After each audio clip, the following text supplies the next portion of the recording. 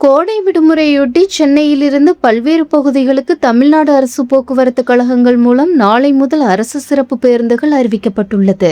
அதன்படி சென்னை கிளாம்பாக்கத்திலிருந்து திருச்சி, மதுரை, நெல்லை, கோவை, திருப்பூர் உள்ளிட்ட இடங்களுக்கு நாளை 290 சிறப்பு பேருந்துகள் இயக்கப்பட உள்ளது. அதேபோல வெள்ளிக்கிழமையன்று 595 பேருந்துகளும், சனிக்கிழமையன்று 650 பேருந்துகளும் இயக்கப்பட உள்ளது.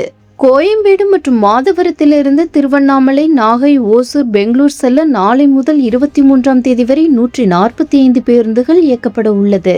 அதேபோல பெங்களூர், திருப்பூர், ஈரோடு மற்றும் கோவை ஆகிய இடங்களிலிருந்து பல்வேறு இடங்களுக்கு நாளை முதல் 23ஆம் தேதி வரை 200 சிறப்பு பேருந்துகள் இயக்கப்பட உள்ளன. தொலைதூர பயணம் மேற்கொள்ள இருக்கும் பயணிகள் கூட்ட நெரிசலை தவிர்க்கும் பொருட்டு உரிய அரசு இணையதளம் மற்றும் செயலியில் முன்பதிவு செய்ய அறிவுறுத்தப்பட்டுள்ளது. இச்சிறப்பு பேருந்து இயக்கத்தினை கண்காணிக்க அனைத்து பேருந்து நிலையங்களிலும் போதிய அலுவலர்கள் நியமிக்கப்பட்டுள்ளதாகவும் தெரிவிக்கப்பட்டுள்ளது.